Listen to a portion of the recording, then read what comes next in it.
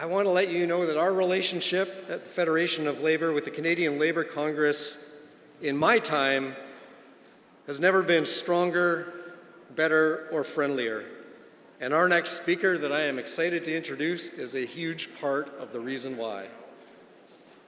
Bea Bruske is only the second woman ever to be elected president of the Canadian Labour Congress, and she came to the position with a long record as an activist advocate, a formidable negotiator, and a labor leader. It started 35 years ago when Bea was a young worker at the West Fair grocery chain. She and her UFCW 832 co-workers held the picket line for 125 days to get a fair contract. That set her on the road that took her through, yeah, absolutely. That set her on the road that took her through being a shop steward, health and safety committee member, then a local executive member, then secretary treasurer, and finally UFCW Canada vice president. Today, BC workers know her as a staunch ally, coming frequently to celebrate victories and also to walk picket lines and stand in solidarity. We are so happy she can make it here today to our convention. Delegates, please give a warm BC welcome to the Canadian Labour Congress President, Bea Bruske. Thank you so much,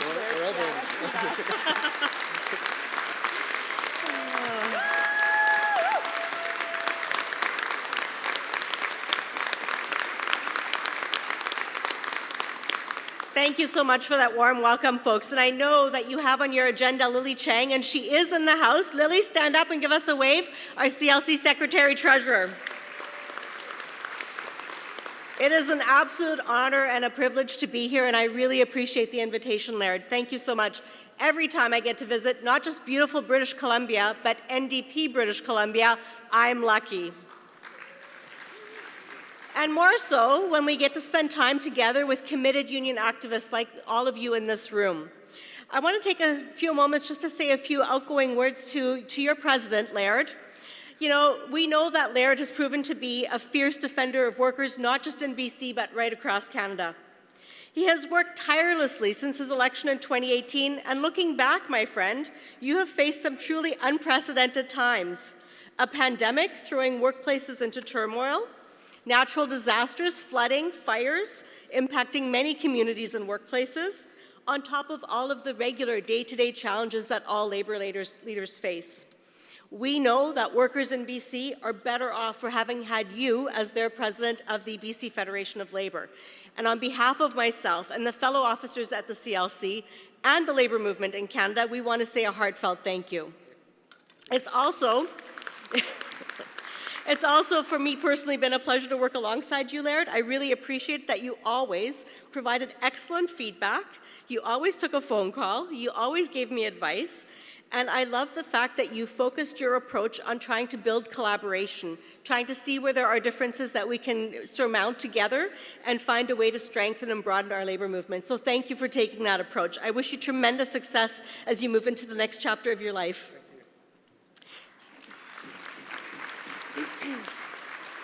Speaking of putting workers front and center, the BC Federation of Labour is an absolute force to be reckoned with. You show up every single time. You value unity and solidarity, and we have that in common, my friends. I'm sure you saw what recently went down in Ontario with Bill 28. It was absolutely appalling. Many of you stood in solidarity and sent messages of support and messages to make sure that those members knew that you had their back. And I saw the awesome Karen Ranaletta getting on a plane to make sure that she could be there with her sisters and brothers and union family in Ontario. And I saw the amazing Annette Toth get on a red-eye to make sure that she could stand with labour leaders right across Canada to denounce Doug Ford. And it's thanks to the amazing turnout and the incredibly loud voices that told Doug Ford that workers in Ontario will not be bullied. We won.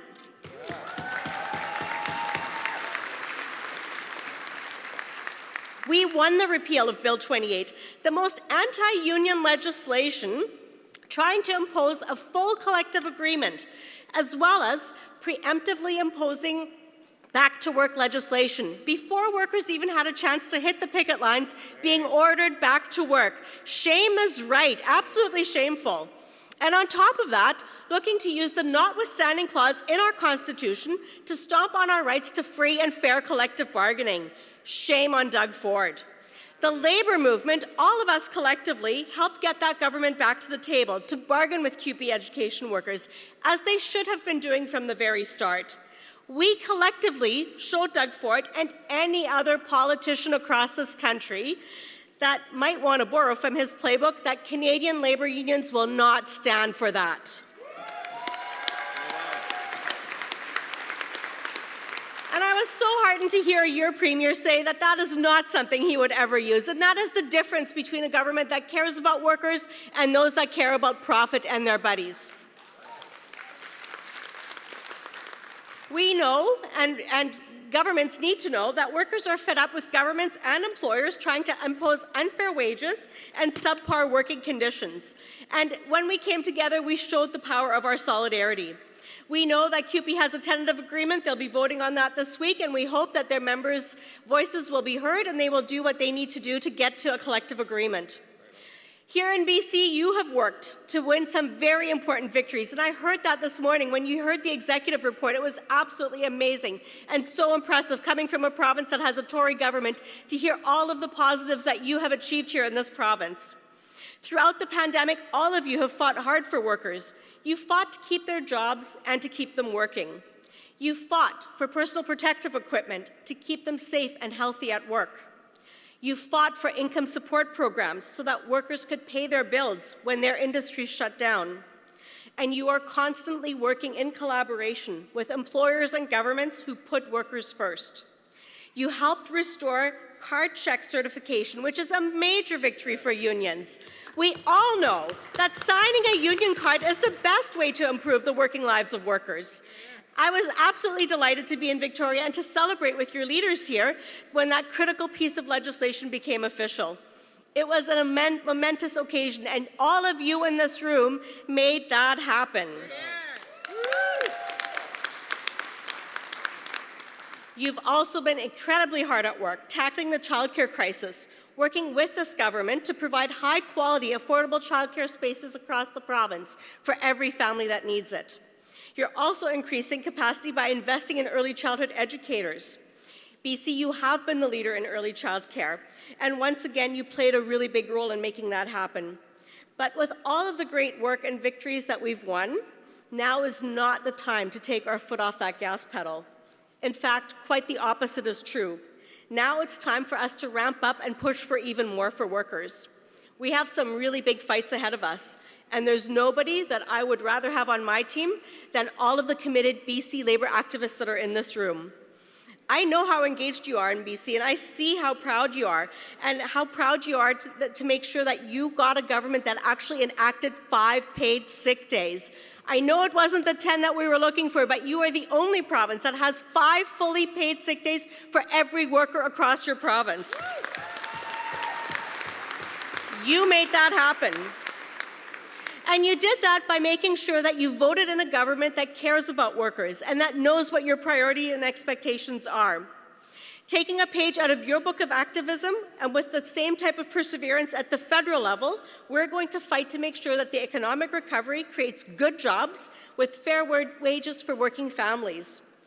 And we are going to fight to make sure that governments help workers deal with the rising cost of inflation and clamp down on corporate greed that's driving up the prices of food and gas and everything else that we need to keep our families going. We are going to fight to make sure that employment insurance actually is meaningful and that it covers what workers need when they need to be able to access that benefit, and to make sure that we build a stronger social safety net. We're going to fight to continue to make sure that our healthcare remains public and that our national public healthcare includes a national prescription drug program and a fulsome dental care program. And I know you heard from our friend Jagmeet yesterday that dental care is now a reality. We're starting with baby steps, but you folks made that happen as well by pushing for it.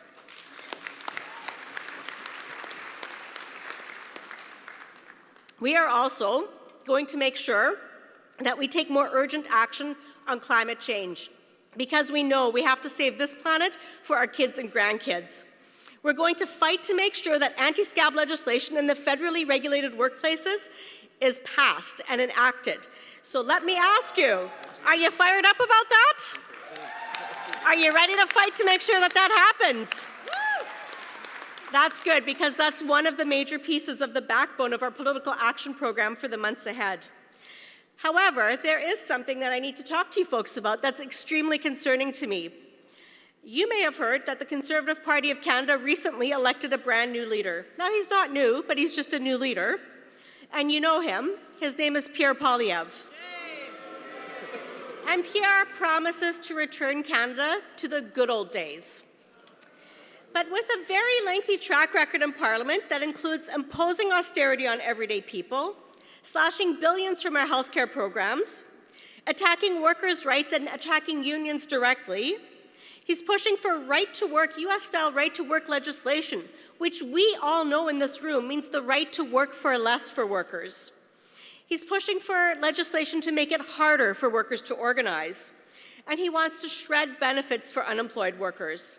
And of course, he wants to make sure that his rich buddies, the giant corporations, pay less in taxes.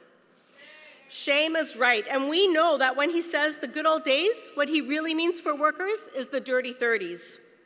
He is using phony rhetoric to hide his track record, to hide his real agenda, and claim that he's on the side of working people.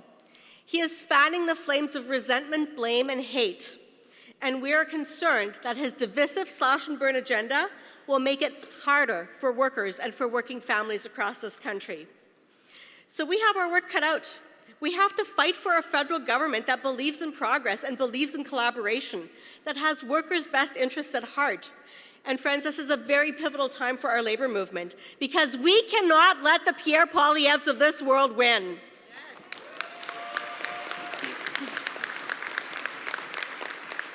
Now is the time to double down on our organizing efforts. We know the pandemic pulled back the curtain on a fatally flawed system. It exposed deep inequalities and insecurities in our society. And workers, rightfully, are fed up. They are fed up by one moment being told that they're essential and being treated as disposable the next. Fed up with corporations that make record profits during the pandemic and then give those profits to their CEOs instead of investing in their workforce. Fed up with jobs where they're overworked and have to risk their workplace safety and health to get their paycheck. And we know that healthcare workers in particular have been sounding the alarm of the severe impacts of chronic underfunding and understaffing and the serious lack of support for healthcare workers over the last number of years. The pandemic only made those things worse. These workers, working in healthcare in particular, and in many public sector positions, face harassment and violence every single day. Whether you're a retail worker or a hospital worker, you're dealing with the public, and we know that incidents of harassment and violence are up. We know that healthcare workers are burning out at alarming rates, and our governments across Canada need to protect our public healthcare system. And they have to do that by listening to workers and investing to make sure that the care crisis in Canada ends. Our federal and provincial governments have to work together to make sure that the money that is earmarked for healthcare actually makes it into our public healthcare system. We needed to make sure that we can alleviate staffing levels, to make sure that wait times go down, to make sure that our world-class healthcare providers can provide the care that they are so wanting to give to our communities.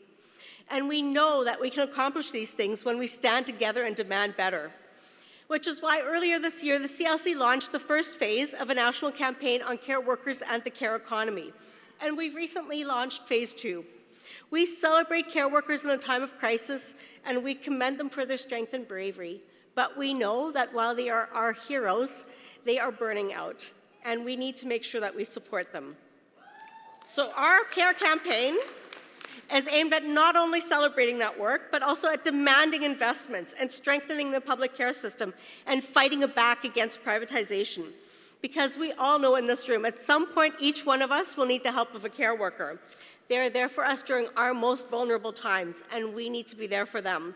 So I need you to help me in working on that. You can check out our website at showwecare.ca. It's showwecare.ca to see how you can get involved so we can make sure that this becomes a government priority. We need to now push forward, standing together in solidarity, to take up every single inch of space that we can to demand better for workers right across this country. And we've seen a renewed militancy and advocacy on behalf of workers, especially when it comes to young workers. They are demanding, and rightfully so, better jobs, better working conditions, and benefits. And they're looking to us, to unions, as the vehicle for standing up to help them achieve that. I'm quite frankly in awe of the huge corporations that we are taking on and winning. These are corporations that can spend millions of dollars flying in their teams of anti-union folks to beat back organizing drives. We've all seen that happen across Canada. Corporations like Amazon, Starbucks, Apple, Google, Microsoft, Sephora, Cineplex. But workers in these workplaces came together and they won. And right here in BC, you folks with the steelworkers leading the way with Starbucks and with the UFCW leading the way with Sephora, you guys are making history, which is amazing and impressive.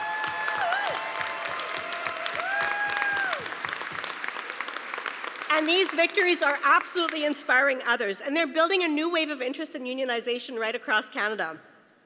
Now is the time when all unions need to prioritize their organizing efforts to make sure that every single worker gets the rights and benefits that they get with putting their name on a union card. Because to grow our union density means that we actually get to grow our movement. And we also need to make sure that we're looking at our dues-paying members and turning them also into committed union activists. We cannot forget about the members that are already members who are not engaged. We need to refocus our efforts to make sure that they understand what's at stake for them. Because we know that when we gain union density, we as a movement gain more power. And when our numbers grow, we grow our influence. Because when our members are engaged, we can shape the direction of our country.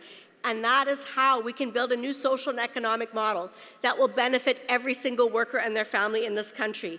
And that is how we can create a more equitable, inclusive, and sustainable world for everyone. This is absolutely our moment, and I'm absolutely encouraged by what lies ahead and by the energy that I'm seeing in this room.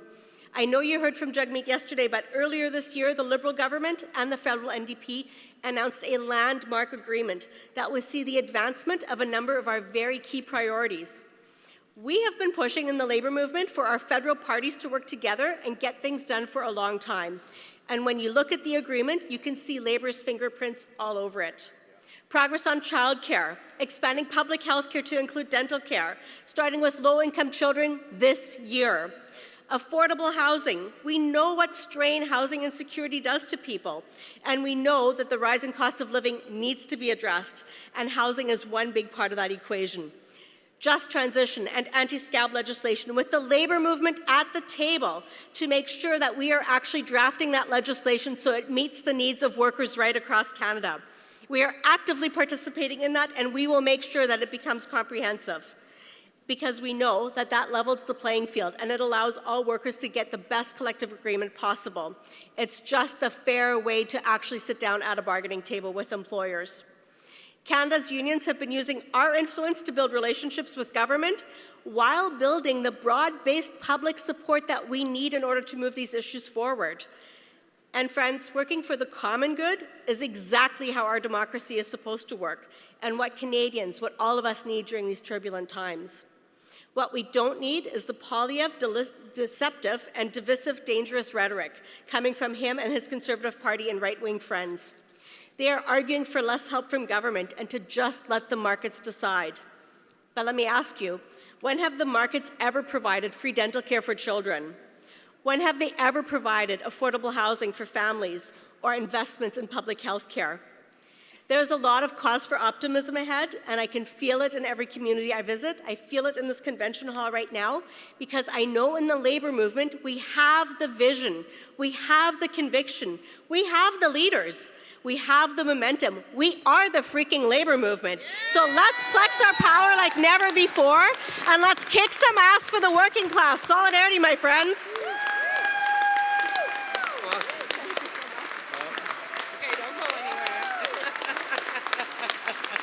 Awesome. How do you like the new president of the Canadian Labour Congress? So great. I want to thank you, Bea. You have stood with us whenever we needed you so many times, so many fights already. We're delighted to have you here fighting for workers across Canada. We have a small token of appreciation from all of us so here. Kind. Thank you. Really appreciate it.